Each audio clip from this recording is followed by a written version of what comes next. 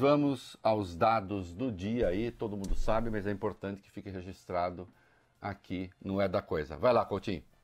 Vamos lá, subiu para 299 o número de mortes por Covid-19 no Brasil. Ontem eram 241.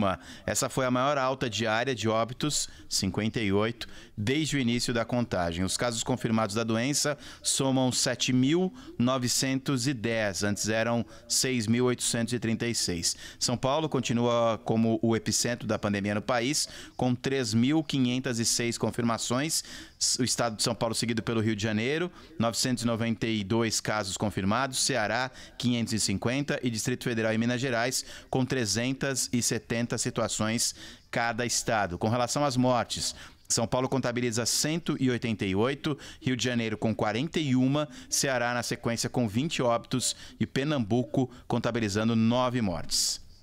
Olha, obviamente São Paulo é o estado com a maior população do país, tem 45 milhões de habitantes praticamente. É claro que tende a ser o estado com o maior número de mortes e o maior número de ocorrências. Mesmo assim, você não tem uma proporcionalidade direta por enquanto, entre população e número de casos, né? Então, por exemplo, a Bahia tem uma população maior do que o Ceará, mas tem ainda uma contaminação e vítimas. Vamos ver como cada coisa se comporta em cada estado. Aí há várias coisas, desde a dificuldade da notificação, né, até a estrutura e a capilaridade para captar os dados, né? O que é certo, eu sei que muita gente não gosta que se fale em ciência, fica nervoso. Fala, bom, lá vem de novo com esse negócio de ciência, né? Mas, segundo o artigo científico publicado na revista Science, né, a gente sabe que 86% dos portadores do vírus são assintomáticos, né? Quando você pega num determinado corte sincrônico, você vai lá e pá, pum, pega ali. 86 são assintomáticos dos que têm o vírus. Podem vir a desenvolver. Estavam assintomáticos naquela hora, né? Então esse número evidentemente pode crescer. 79% das transmissões partem de pessoas assintomáticas. Então, por óbvio, o número é muito brutalmente maior do que isso. Vai crescer exponencialmente. É bom ter isso claro. E é bom que nenhum vigarista, quando o número explodir, e veja aquele, né, quando explodir, diga, tá vendo como não adianta nada as medidas de isolamento social? Olha aí, só prejudica a economia e continua a morrer do mesmo jeito. É um raciocínio ou estúpido ou de má fé, né? Ou é estúpido porque ignora e que, evidentemente, sem as medidas de isolamento e dadas as formas conhecidas de transmissão do vírus, evidentemente esse número poderia ser muito maior. Então, eu espero que, para quem for só estupidez, com essa informação, já passe a fazer o registro correto. Ou é simplesmente uma fé dizendo, dane-se, vai morrer mesmo, não é problema nosso e vamos tocar a vida, né? E, nesse caso, pessoas que, de algum modo, se sentem imunes à coisa, né? Donald Trump acordou. Donald Trump acordou. Nos Estados Unidos, anteontem, terça-feira, na verdade, né? Terça. Nos Estados Unidos, numa entrevista coletiva de mais de 2 horas, pela primeira vez, eu vi, e acho que o mundo viu, o histrião envergando as vestes de chefe de Estado, falando com seriedade. Até os esgares ele economizou, aqueles, né, que ele brincava lá daquele programa dele, o Teja Demitido, né? Não era o histrião, era o chefe de Estado. Admitindo, e olha que é muito difícil, né, para um chefe de Estado admitir que de 100 mil a 240 mil dos seus cidadãos vão morrer. Vítimas da gripe. Do coronavírus. É uma forma, os sintomas de gripe, né, mas não é uma gripezinha. É um mal terrível. De 100 mil a 240 mil. E aí ele alertou. E sem as medidas de isolamento lá mais severas do que aqui, pode chegar a 2,2 milhões de pessoas. Um dia ele vai ter que responder a história? Vai. Porque até outro dia também ele fazia de conta que não estava acontecendo nada. Não é isso? Ah, não, isso é besteira. Vírus chinês. Esses democratas ficam enchendo meu saco, né, só para atrapalhar minha reeleição. E aí, finalmente, caiu a ficha. Então, a coisa é séria, de verdade. Ou ele não faria uma escolha que provavelmente vai meter a economia americana em recessão. Mas quando ele pensou na alternativa, ele viu que ela seria muito pior, inclusive do ponto de vista econômico, porque também seria uma tragédia econômica. Testes e espera, vamos lá. Reinaldo, um levantamento feito pelo portal G1 revela que o Brasil tem pelo menos 24.700 testes do novo coronavírus ainda à espera do resultado. Esse número equivale a mais de 3 vezes o total de casos já confirmados. O site perguntou a todas as secretarias quantos exames estão na fila dos órgãos oficiais. Apenas 13 pastas responderam, ou seja, 13 estados, mais o Distrito Federal, ficaram fora dessa conta. Esses 24 mil testes na fila são, na verdade, muito mais, né? Porque nem todos responderam. Metade só, né? Isso. E aí, isso leva, Coutinho, obviamente, eu falava há pouco, a uma subnotificação brutal. Vamos lá. Uma reportagem do jornal Folha de São Paulo ajuda justamente a dimensionar esse problema de subnotificação. De acordo com o jornal, em alguns estados e municípios, para cada um caso informado, atenção a esse número, são 30 ou mais episódios em que pacientes podem estar contaminados com a Covid-19 e as ocorrências não são reportadas. Segundo a Sociedade Brasileira de Medicina de Família e Comunidade, esse problema da subnotificação está ligado à falta de kits para testes e à inexistência de uma portaria específica do Ministério da Saúde para determinar quais casos devem ser considerados confirmados ou então suspeitos. Na falta de uma portaria específica do Ministério, os médicos têm se guiado por notas técnicas dos municípios ou estados que diferem uma das outras, impedindo que haja dados nacionais homogêneos. Isso é muito ruim, porque, como vocês veem, falta critério. A China, se bem se lembram, que é claro, eu vou falar uma coisa aqui, que aí os paranoicos falam, a China que é culpada de tudo que começou. Bom, começou lá, e o fato é que a tragédia que a gente está vendo em outros países não aconteceu lá. Tem um trabalho, agora tem um processo de recontaminação. Tudo indica que está sob controle. Mas a China, a partir de um determinado momento, passou a notificar como Covid-19 apenas um conjunto de sintomas. E acabou. E eles chegaram à conclusão de que isto era importante. Vejam só, fala assim, mas que diferença faz? Só aumenta ou diminui o número? Faz uma baita diferença. Porque a partir disso, você identifica onde então há mais ocorrências para tomar medidas especiais, se for o caso, como tomaram lá de isolamento. Aqui nós estamos na linha, fez teste, confirmou? Se não tiver o teste confirmado, não é. Como tem milhares de resultados para sair, é óbvio que daqui a pouco nós vamos ter uma curva ascendente desse troço, né? Brutalmente ascendente. O governo diz que se prepara para testes em massa. Vamos para o item 4. Aí o Fábio. Sou eu, Fábio vamos Cuba, nessa, né? Reinaldo. O país vai tentar resolver esse problema de subnotificação. O Ministério da Saúde quer fazer um teste em massa, testes em massa, para saber qual a porcentagem da população que já foi infectada pelo novo coronavírus. Cerca de 100 mil brasileiros serão testados em 3 etapas, a partir da metade deste mês de abril. O objetivo da pesquisa é estimar o alcance real da epidemia e o avanço do número de casos. Cerca de 33 mil pessoas serão testadas a cada 2 semanas. Olha, isso, insisto, é fundamental porque, evidentemente, isso orienta políticas públicas. Né? Nós temos que saber o que está acontecendo, para não ir no puro impressionismo. O pouco que a gente sabe não é bom.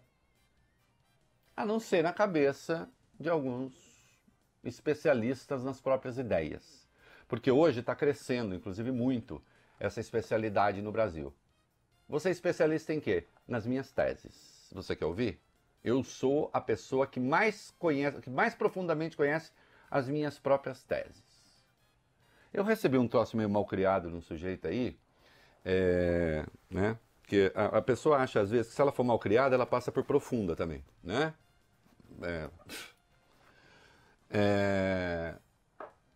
Ele tentou me provar que ninguém morre, ou que a maioria das pessoas que estão morrendo aí não estão morrendo de Covid-19. Estão morrendo de diabetes, estão morrendo de asma, estão morrendo de outras causas e estavam com o vírus. Que é uma coisa, é um raciocínio. Atenção, se a pessoa tiver boa fé, não passa de um asno. Mas acredito que não seja boa fé. Que isso inverte o sentido técnico da palavra comorbidade.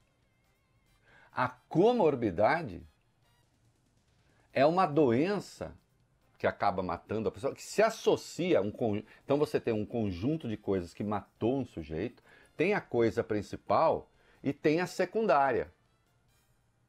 Nesse caso, o fato de a pessoa ter diabetes, ter asma, né? Enfim, os fatores anteriores à contaminação certamente entram para prejudicar o quadro. Mas o que matou foi a Covid-19. Sem ela, a pessoa não teria morrido. Não naquela hora. Não tão já, não agora. Entendem? Até porque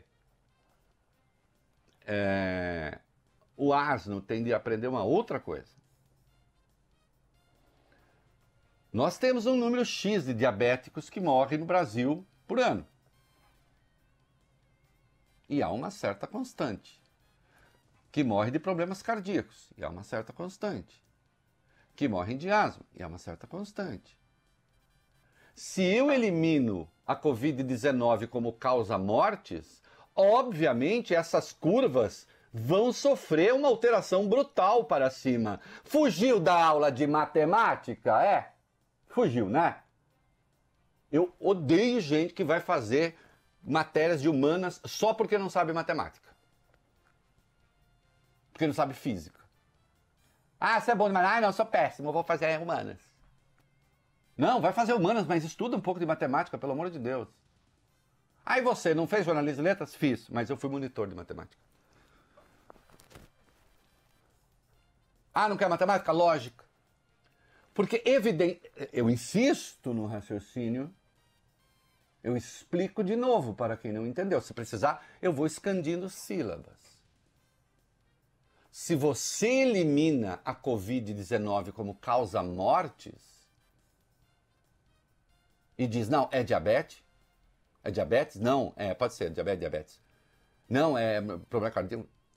Essas curvas, então, tem que sofrer uma alteração. E aí você há de perguntar, puxa vida, mas por que subiu tanto?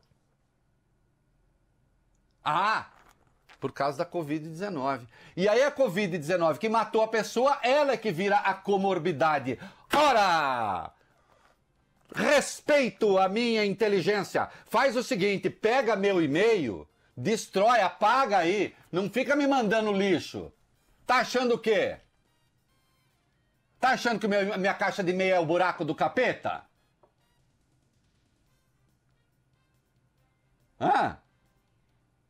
Vai passar esse argumento para outro, vai passar esse argumento para sua turma. Asnal. E como todo burro, é arrogante também. Que é uma outra característica. Tudo isso porque ideologizaram o vírus. O vírus virou questão ideológica. O vírus não é questão ideológica mais. Nos Estados Unidos, o Trump desistiu. E vai pagar pelo que fez até agora. Não é na Inglaterra, tem lá um governo de direita. Não é na Alemanha, tem lá um governo de centro-direita. Não é na França, tem lá um governo, eu não sei direito o que o Macron é. Não é mais lugar nenhum do mundo. E os países que decidiram agir como alguns querem que hajam aqui, hajam do verbo agir, tá? Não do verbo haver, viu? Porque senão o ministro da Justiça, o Sérgio Moro, está ouvindo, ele pode se confundir, né? O verbo haver não varia, agir, né? Como querem que hajam aqui? A Itália fez isso, a Espanha fez isso, né? Tá claro? Acho que eu fui muito claro, né? Mas se alguém não entendeu, eu explico de novo. Leitos, como é que tá o negócio dos leitos para a Covid-19? Levantamento feito pelo jornal O Estado de São Paulo mostra que aproximadamente 1/3 dos leitos de hospitais públicos e privados do Brasil está ocupado hoje com pacientes da Covid-19. Somente na rede Santa Maggiore, em São Paulo, já são 275 pessoas hospitalizadas com suspeita ou confirmação da doença, o que equivale a 38% de um total de 727 leitos. Sírio-Libanês, são 120 hospitalizações de um total de 479 leitos, 25% da capacidade. Albert Einstein, são 128 internados com suspeita ou confirmação da Covid para 637 leitos. 20% do total. Hospitais de fora de São Paulo e de menor porte também já observam o impacto da epidemia. No Albert Sabin, unidade com 60 leitos na Lapa, Zona Oeste de São Paulo, metade da UTI, já está preenchida por pacientes com suspeita ou confirmação do novo coronavírus. No Moinhos de Vento, um dos hospitais mais importantes de Porto Alegre, 62 leitos estão ocupados por pessoas com sintomas da Covid-19 e 25% da UTI tem pacientes com quadros graves da doença. Olha aqui, uma das frases que eu gosto muito é a seguinte: você tem direito à sua própria opinião, mas não aos próprios fatos.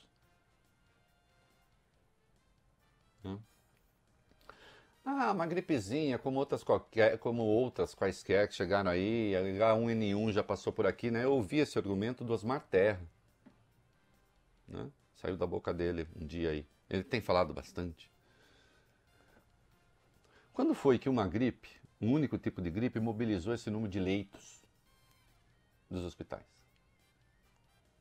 Quando foi que a H1N1 tomou 20% dos leitos do Albert Einstein? Ou 25% dos leitos do Sírio-Libanês? Quando? Por que é que esses hospitais, felizmente, não dizem essas coisas? Aliás, os dois juntos, com quase 500 profissionais de saúde contaminados. A maioria, esmagadora maioria do Einstein. Porque tomou menos cuidado? Não, provavelmente porque atendeu mais pessoas. Né? Tanto é que eles têm uma diferença de leitos importante, inclusive. Né?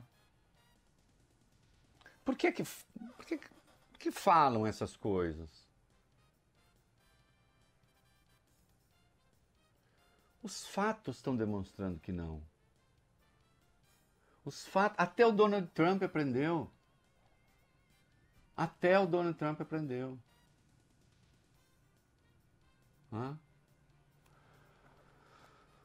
E agora sim, o Mandetta falou hoje também dos equipamentos, né, de proteção individual. Tem uma coisa importante aí que eu quero fazer uma observação. Vamos lá. Tem sim, Reinaldo. Uma reportagem do jornal Globo informa que o Ministério da Saúde está com estoque zerado de equipamentos de proteção individual para os profissionais de saúde. A pasta distribuiu 40 milhões de itens a estados e municípios e tenta comprar cerca de 720 milhões de produtos, sendo 200 milhões de máscaras.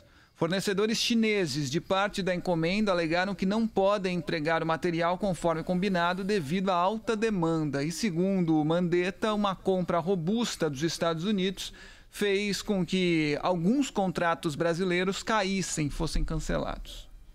Aconteceu isso, ele falou ainda ontem. Hoje ele voltou a falar desses equipamentos individuais. O Brasil já encomendou 200 milhões de unidades. Nossa, mas tem quase para cada brasileiro. Queridos, para os doentes acontece o seguinte: esses equipamentos não são recicláveis.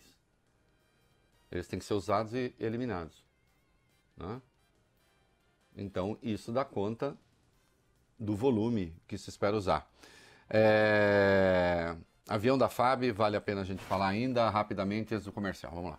O Ministério da Saúde estuda enviar aviões da Força Aérea Brasileira para trazer da China equipamentos médicos. Medida simula o que já vem sendo feito pelos Estados Unidos. Segundo o jornal The New York Times, o governo Trump vai enviar um total de 23 aeronaves para buscar insumos médicos da China. Um deles já foi e já voltou e trouxe cerca de 80 toneladas de materiais, 10 milhões de luvas, quase 2 milhões de máscaras, aventais e milhares de termômetros. Já deveria ter ido.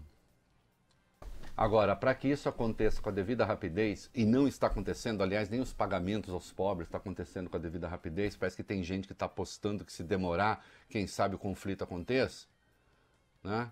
Já deveria ter ido. Só que para isso você tem que ter noção da urgência e do tamanho do problema.